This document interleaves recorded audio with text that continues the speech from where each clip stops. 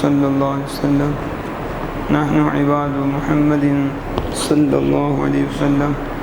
اللہ جل جلالہ کے فضل و کرم سے آج 29 سوالوں کی تلاوت کامل ہوئی۔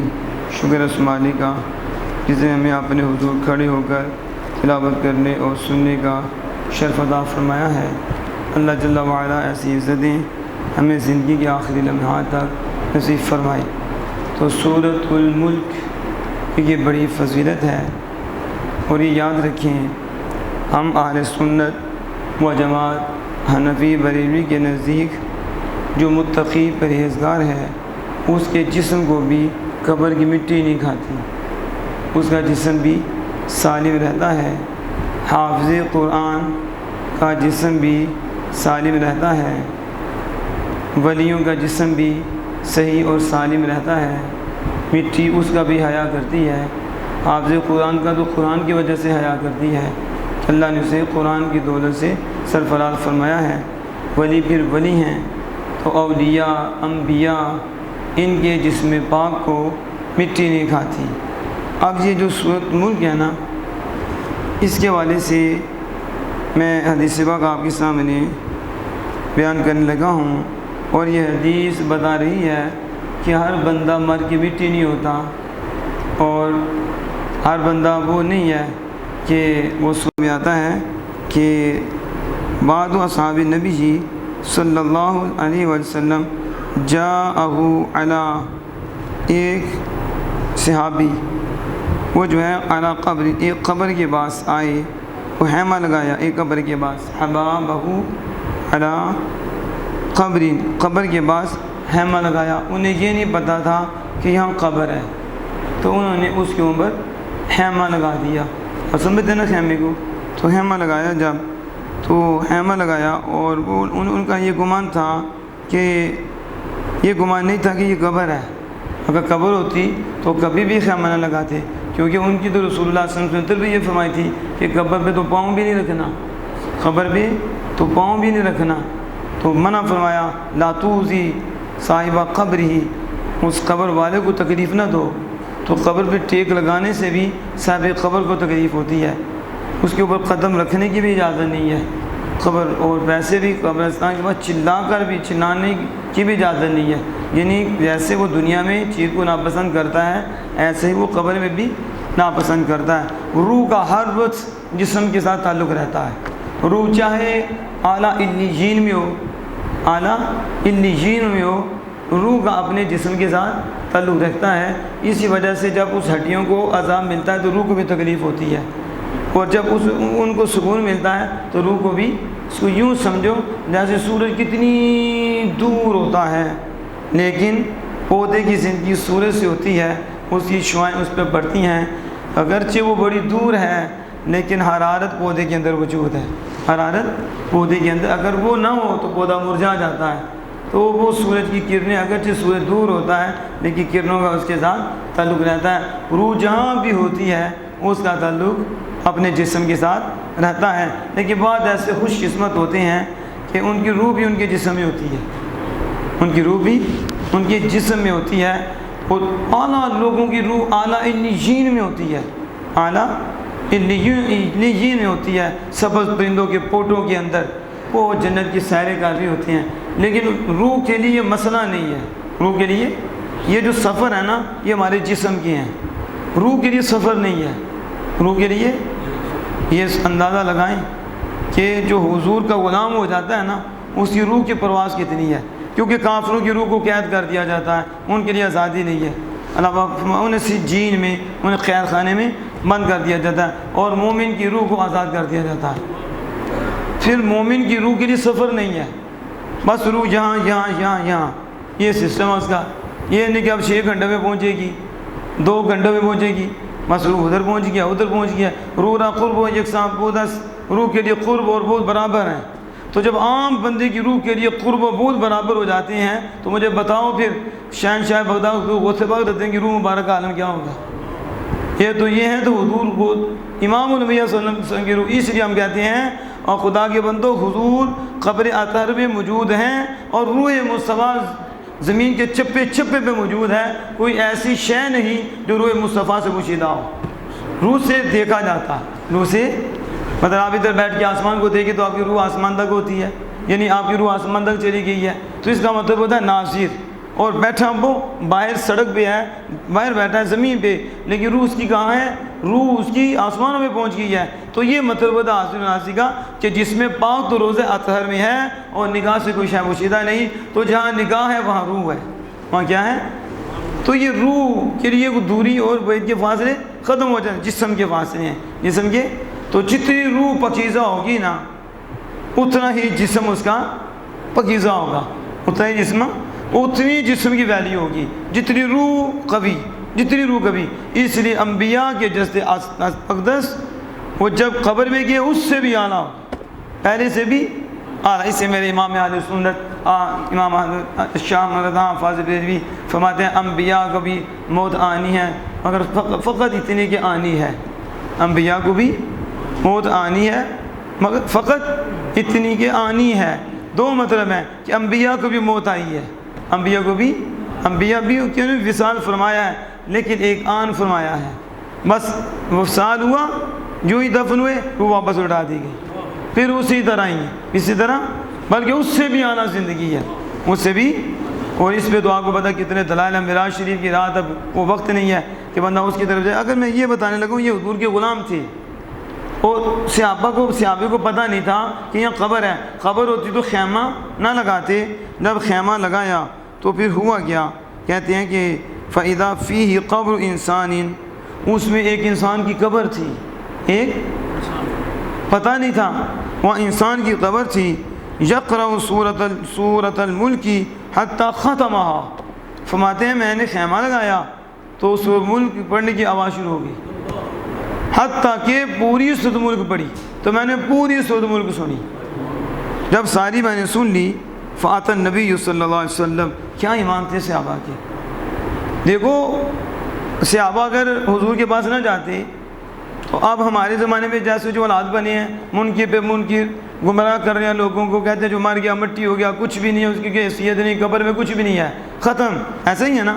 لیکن دکھ کے ساتھ کہنا پڑتا ہے وہ لوگ جو کہتے ہیں کہ قبر میں کچھ بھی نہیں ہوتا، قبر میں، یہ صاحب بھی بیٹھے ہیں یہ بھی اس بات کی تصدیق کریں گے کہ کہتے ہیں کہ کچھ بھی نہیں، تو ہم پوچھتے ہیں عید کے دن پھول چڑھانے کیوں جاتے ہو؟ وہ بھی جاتے ہیں جو کہتے ہیں کہ قبر میں کچھ مر کے مٹی ہوگی، میں نام نہیں لینا چاہتا، وہ ہمارے آقا کے متعلق کہتے ہیں، واللہ وہ حضور کے متعلق یہ کہتے ہیں، آپ سوچ سکتے ہیں۔ تو جب تم نبی اکرم صلی اللہ علیہ وسلم کے متعلق یہ عقیدہ رکھتے ہو تو پھر اپنی قبروں کے پاس کیا کرنے جاتے ہو؟ پھر بلڈوزر چلا دو، جب ہے ہی کچھ نہیں اندر، نہ وہ سنتے ہیں، وہ بہرے ہیں، وہ گونگے ہیں، وہ اندھے ہیں، اندر ہے ہی کچھ نہیں، مر کے مٹی ہو گئی ہیں، تو پھر قبروں کو کیوں اوپر انہیں صحیح کرواتے ہو، پیسے بھی لگواتے ہو، پھر پھول بھی چڑھاتے ہو؟ ہم نے کہا پتہ چلا کہ عقیدہ اہل سنت و جماعت حق والا ہے اور سچا ہے، اس لیے ہمیں تھوڑا سا بھی تذبذب نہیں ہے، ہمیں تھوڑی سی بھی بے چینی نہیں ہے۔ ہم کہتے ہیں کہ ہمارے آقا دو جہاں صلی اللہ علیہ وسلم نے فرمایا کہ القبر روضۃ من ریاض الجنہ، القبر حفرۃ، آقا دو جہاں صلی اللہ علیہ وسلم نے قبر جنت کے باغوں میں سے یا باغ ہیں یا جہنم کے جہنم کے گڑھے میں سے ایک گڑھا ہے، حفرۃ من نار، یا جہنم کے گڑھوں میں گڑھا ہے۔ تو پھر تم کس بات پہ بول رہے ہو؟ ہم تو جاتے اس لیے ہیں کہ ہمارے تو جنت کے باغ ہیں، ہمارے تو جنت کے باغ ہیں، تو باغوں کی تو سیر کرنی چاہیے، ساتھ اپنی موت بھی یاد آتی ہے کہ ہم نے یہاں آنا ہے۔ تم مانتے بھی نہیں، اوپر سے کہتے ہو ہے بھی کچھ نہیں، پھر جا کے مٹی بھی صحیح کراتے ہو، پھول بھی چاہتے ہو۔ عید کے دن ان لوگوں کو آپ دیکھو گے کہ جو شرک کے فتوے، حرام کے فتوے لگانے والے ہیں اور کہنے والے ہیں کہ نبی صلی اللہ علیہ وسلم کی قبر کو بھی مٹا دیا جائے، تو اپنوں کی قبروں کو بھی بڑھاتے ہیں اور اس پہ پھول بھی چڑھاتے ہیں۔ اگر ہے ہی کچھ نہیں، وہ سنتے ہی نہیں، سلام کا جواب ہی نہیں دے سکتے، تم تو نبی مکرم صلی اللہ علیہ وسلم کے متعلق کہہ رہے ہو، اور ہمارا تو ایمان ہی ہے کہ وہ حضور کا غلام تو حضور کا غلام ہے، اور کافر بھی سنتا ہے۔ کون سنتا ہے؟ خبر میں پتہ ہے بدر کے مقام پہ جب کافروں کو مارا گیا، عتبہ، شیبہ، ابو جہل، یہ سارے، تو پتہ ہے رسول اللہ صلی اللہ علیہ وسلم نے پہلے کہا تھا ھذا مرصع فلاں، کل یہاں ابو جہل، اب عتبہ مرے گا، نشان لگائے تھے، ادھر ابو جہل مرے گا، فلاں مرے گا، فلاں مرے گا، شیبہ مرے گا، فلاں مرے گا۔ صحابہ کہتے ہیں ہم نے نشان لگا دیا، جدھر جدھر حضور نے فرمایا تھا اگلے دن جب دیکھا تو ایک سوتر بھی فرق نہیں پڑا تھا، جدھر جدھر حضور نے فرمایا تھا ادھر ہی مرا تھا۔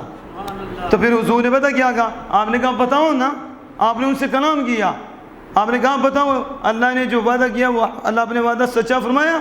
تو سیدنا فاروق اعظم بول پڑے یا رسول اللہ یہ سنتے ہیں؟ کہا فاروق تم سے زیادہ سنتے ہیں، تم سے زیادہ۔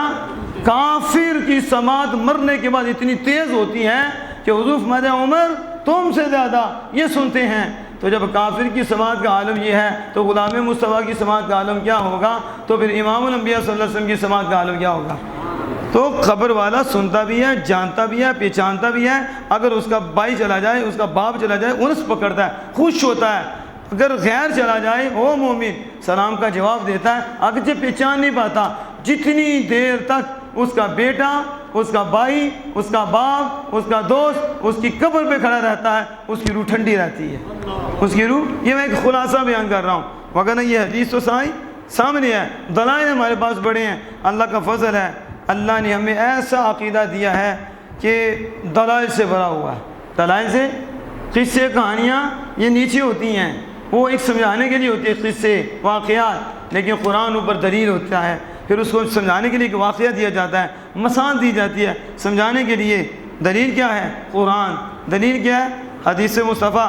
اب قرآن میں یہ نا اللہ پاک فرماتا ہے کہ جو میرے راہ میں قتل ہو جائے مردہ نہ گمان کرنا، وہ زندہ ہیں انہیں رزق دیا جاتا ہے۔ تو بتاؤ کدھر رزق دیا جاتا ہے؟ وہ قبر کے اندر ہے، تو اللہ پاک فرماتا ہے خبردار انہیں مردہ بھی نہ کہنا، وہ زندہ ہیں، وَلَا احْيَاءٌ عِندَ رَبِّهِمْ يُرْزَقُونَ، بلکہ وہ زندہ ہیں اور انہیں ان کے رب کے پاس سے رزق دیا جاتا ہے۔ وہ فَرِحِينَ بِمَا آتَاهُمُ اللَّهُ، اور اللہ کے دیے پہ خوش ہوتے ہیں، اللہ کے دیے پہ خوش بھی ہوتے ہیں، خوشیاں بھی مناتے ہیں، اور پھر کہتے ہیں پچھلوں کو پیغام بھی مل جائے، پچھلوں کو پیغام بھی مل جائے کہ یہ دیکھو رب نے کتنے انعام عطا فرمائے ہیں، رب نے کتنے کرم فرمائے ہیں۔ لیکن یہ حدیث سبق دیکھو، پوری صورت پڑھی، لیکن صحابی مور لگوانے کے لیے رسول اللہ صلی اللہ علیہ وسلم کے پاس گئے۔ کس کے پاس؟ آج کا کوئی بندہ ہوتا آج کا تو وہ کہتا صحابی کے کوئی دماغ کو کچھ ہو گیا ہوگا، ایسے ہی ہے نا، وہ ان کے ذہن کو کچھ ہو گیا ہوگا، وہ تو اس وجہ سے انہوں نے سمجھا کہ سورہ ملک پڑھی جا رہی ہے، تو سورہ ملک تو قبر میں کون ہے کہہ سکتے تھے نا، تو لیکن صحابی تھے نا، انہیں اپنے پہ اتنا یقین نہیں جتنا انہیں آمنہ کے لال کی زبان پہ یقین ہے۔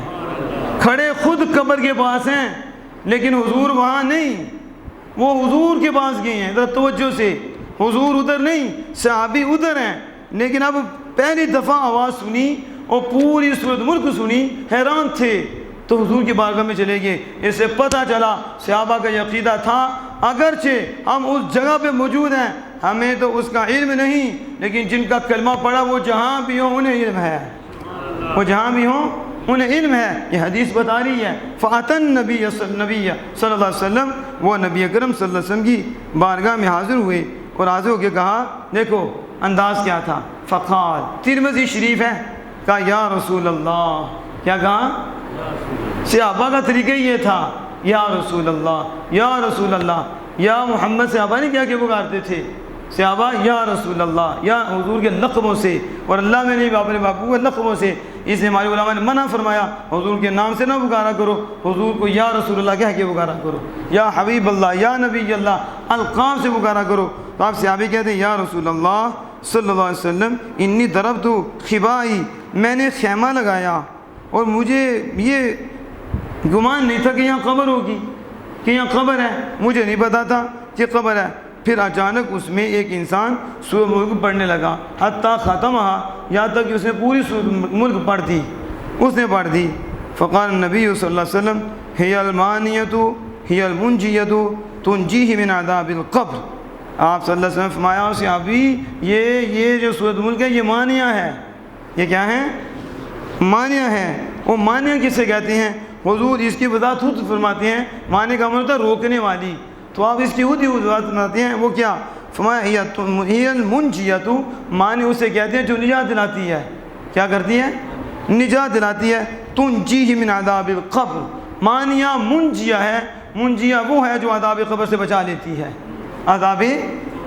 حضور صلی اللہ علیہ وسلم تصدیق کر رہے ہیں، ایسے ابھی تو نے صحیح سنا، جو قبر میں تھا وہ میرا غلام تھا، وہ اللہ کو ماننے والا تھا، اسے سورہ ملک سے پیار تھا، اسے سورہ ملک سے پیار تھا، اللہ نے اسے قبر میں بھی سورہ ملک پڑھنے کی توفیق دی ہے، سورۃ ملک، اور سورۃ ملک کی وہ ایسی دولت ہے کہ اگر عذاب منہ کی طرف سے آئے گا تو سورۃ ملک وہاں بھی آگے کھڑی ہو جائے گی، کہا نا میں اسے عذاب نہیں ہونے دوں گی کیونکہ مجھے پڑھتا تھا۔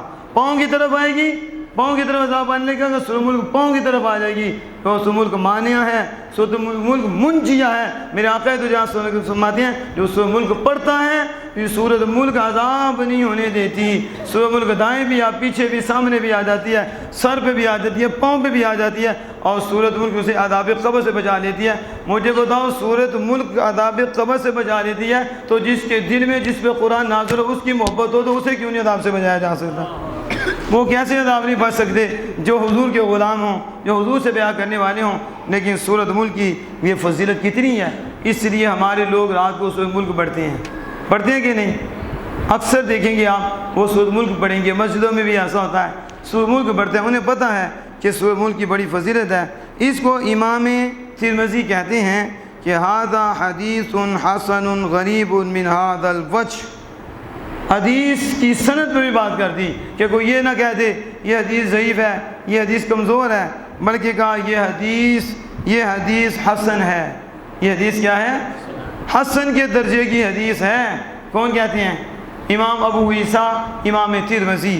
امام ترمذی کہتے ہیں حدیث صحیح ہے۔ اس حدیث سے پتہ چلا کہ سارے بندے قبر میں جا کے مر کے مٹی نہیں ہوتے، بعض بندے ایسے ہوتے ہیں جن کے جسم بھی ہوتے ہیں، صرف جسم نہیں روح بھی ہوتی ہے، اور پھر وہ قرآن بھی پڑھتی ہیں، نماز بھی پڑھتے ہیں، ایسے بندے بھی ہیں۔ حدیث بھی موجود ہے اور اس پہ واقعات بھی موجود ہے۔ آگے ہم نے سورۃ القلم پڑھی ہے، آج سورۃ القلم، نون والقلم وما یسطرون ما انت بنعمت ربک بمجنون۔ اس کا پس منظر کیا تھا وہ آپ کو پتہ بھی ہوگا کہ ولید بن مغیرہ نے نبی اکرم صلی اللہ علیہ وسلم کو مجنون کہا، نعوذ باللہ من ذلک۔ سمجھتے ہیں مجنون کو؟ اب میں اس کا ترجمہ کیا کروں؟ آپ مجنون کے لفظ کا اس پہ اکتفا کریں۔ اس نے حضور کو مجنون کہا، حضور کو تکلیف ہوئی۔ اور آپ قرآن پڑھیں نا کبھی تو آپ دیکھیں انبیاء کو جب انبیاء کو ستایا گیا، انبیاء کا انکار کیا گیا تو انبیاء نے خود جواب دیا، انبیاء نے خود جواب دیا۔ لیکن ایک ہستی ہے وہ میرے اور آپ کے آقا ہیں، جب حضور کو ستایا گیا تو حضور نے جواب نہیں دیا، حضور نے اللہ نے آپ کی طرف سے جواب دیا، اللہ نے آپ کی طرف سے۔ آپ اس نے آپ کو مجنون کہا اور آپ کو بڑی تکلیف ہوئی جب اس نے آپ کو کہا مجنون، تو اللہ پاک نے قرآن پاک کی کتنی آیتیں قسمیں اٹھا کر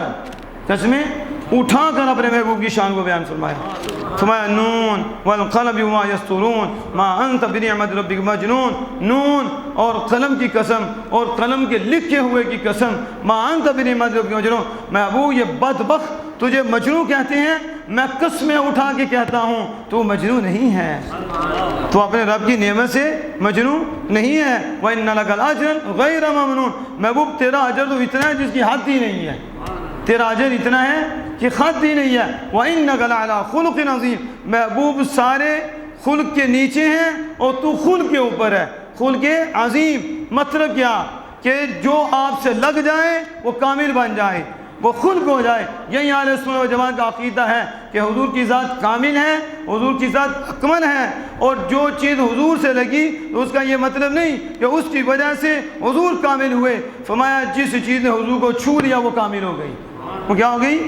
کیونکہ حضور خلق عظیم پر ہیں تو جو خلق حضور سے ملا ہے وہ کامل ہوا، وگرنہ ذات تو پہلے کامل تھی، ذات تو پہلے اکمل تھی۔ اب اس ذات کو جس نے چھوا ہے وہ اخلاق حسنہ بن گیا ہے، جس کو حضور نے چھونے ہی نہیں دیا وہ اخلاق حسنہ نہیں بنا، اخلاق رذیلہ بن گیا ہے۔ تو بس حضور سے جو لگ گیا وہ کامل ہو گیا، وہ کیا ہو گیا؟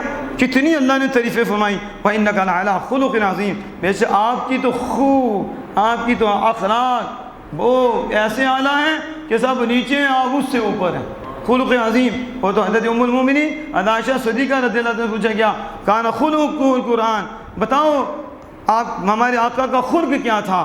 تو کہا قرآن۔ حضور کا خلق، تو حضور کا خلق قرآن کیا ہے؟ قرآن کیا مطلب یہ تھا کہ قرآن ہے تو قرآن خود عمل تو نہیں کرتا، اس سے پاک ہے، تو تم نے اگر چلتا پھرتا قرآن دیکھنا ہو تو رسول اللہ کو دیکھ لو۔ ایک قرآن ہے جسے ہم پڑھتے ہیں اور ایک قرآن پہ عمل ہے، اگر قرآن پہ عمل دیکھنا تو آمنہ کے لال کو دیکھ لو، قرآن کے اخلاق سے متصف ہیں رسول اللہ۔ اس لیے ہمارے علماء نے کہا کہ اگر قرآن نازل نہ بھی ہوتا تو حضور پھر بھی قرآن کے مطابق عمل کرتے۔ کیوں؟ ام المومنین کہتے ہیں کہ حضور کی خلق میں قرآن ہے۔ حضور کے تو خلق پتہ کسے کہتے ہیں؟ خلق کو ظاہری چہرے کو نہیں کہتے، چہرے کی صفت نہیں، یہ طبیعت کو کہتے ہیں۔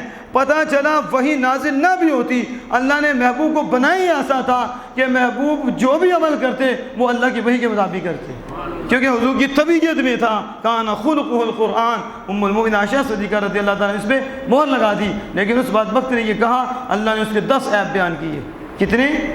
جبکہ وہ ستار العیوب ہے اور عیبوں کو چھپاتا ہے، وہ پسند کرتا ہے کہ عیب چھپائے جائیں، لیکن جب محبوب کی باری آئی، محبوب کو تکلیف دی گئی، تو پھر اللہ سے بڑا غیرت مند بھی کوئی نہیں، اللہ سے بڑا غیرت مند بھی کوئی نہیں۔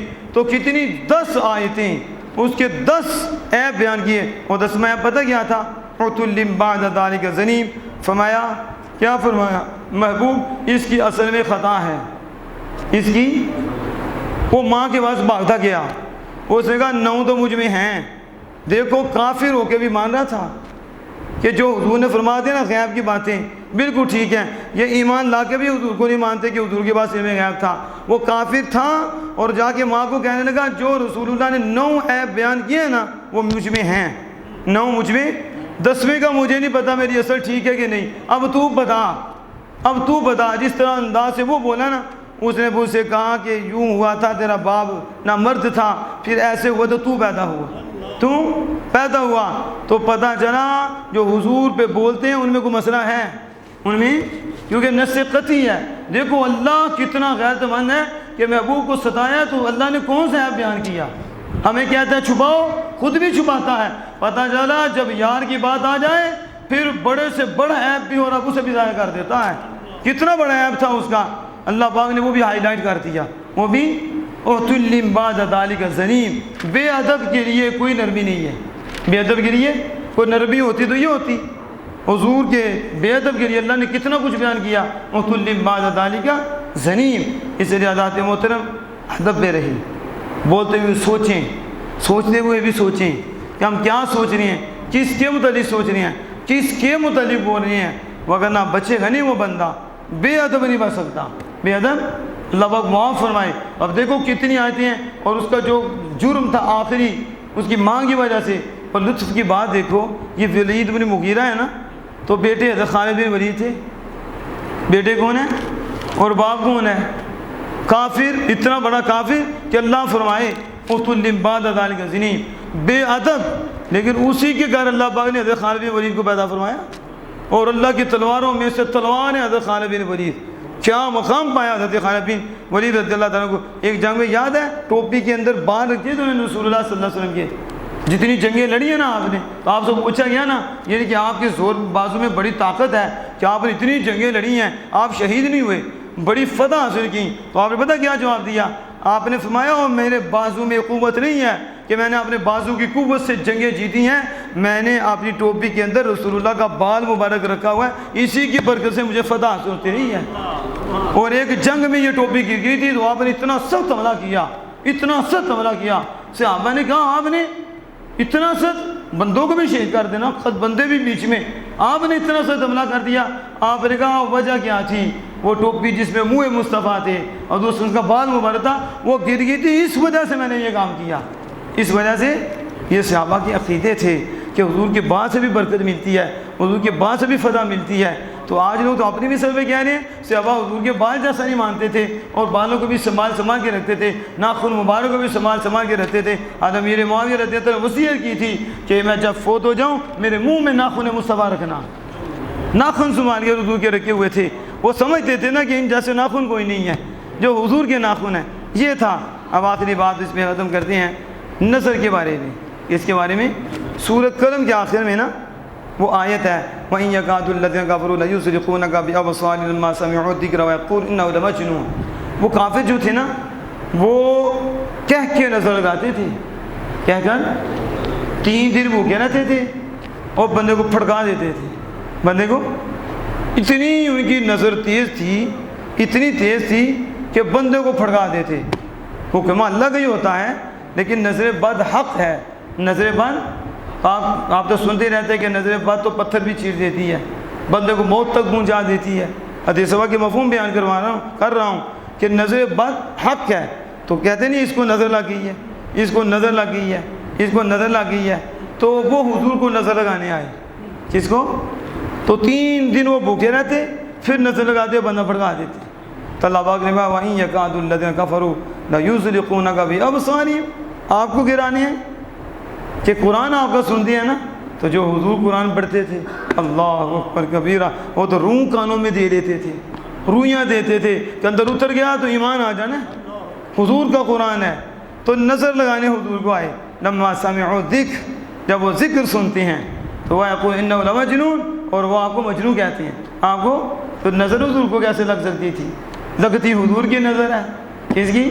حضور کو کسی کی لگ رہی کہ حضور کی لگ رہی ہے. تو اللہ پاک نے آیت کریمہ نازل فرمائی کہ جس کو یہ آیت کریمہ پڑھ کر پھونک دیا جائے نا تو نظر بد سے محفوظ رہتا ہے. نظر یعنی کسی کو نظر لگی ہو تو یہ آیت کریمہ پڑھے وہیں یکاد الذین کفروا لا یصدقون. لیکن میں آپ سے پوچھتا ہوں, اگر چوڑے کی نظر بندہ پھٹکا سکتی ہے تو بلی کی نظر کچھ نہیں کر سکتی؟ ایمان سے بتانا. ایک کافر چوڑا ہے تو وہ نظر بد سے دیکھے تو بندہ گر جاتا, بندہ چوچا بن جاتا ہے. کیا ہو جاتا ہے؟ ایسا ہوتا کہ نہیں؟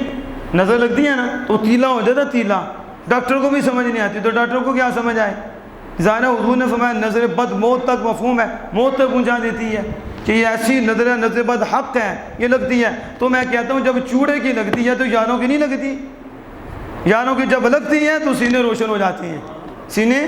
تو جب ایک کافر کی نظر اثر کرتی ہے تو تم کیسا مومن ہے کہ تو کہتا ولی کی اثر نہیں کرتی جو رب کے نور سے منور ہے, جو رب کے نور سے روشن ہے. اس لیے میرے امام اہل سنت الشام حافظ بریلوی رحمہ اللہ تعالیٰ نے بڑے خوبصورت انداز میں کہا جس طرف اٹھ گئی دم میں دم آ گیا. جس طرف اٹھ گئی, کافر کی نظر لگے اور یاروں کی نہ لگے, یہ کیسے ہو سکتا ہے؟ ان کی لگتی ہے خراب کرتی ہے, ان کی لگتی ہے دورش پہ پہنچا دیتے ہیں, بارگاہ خداوندی میں پہنچا دیتے ہیں. کہا جس طرف اٹھ گئی دم میں دم آ گیا, جس طرف اٹھ گئی دم میں دم آ گیا. اس نگاہ عنایت پہ لاکھوں سلام, مصطفیٰ جان رحمت پہ لاکھوں سلام. اللہ پاک سے دعا ہے کہ ہم سب کو عمل کی توفیق عطا فرمائے. بسم اللہ.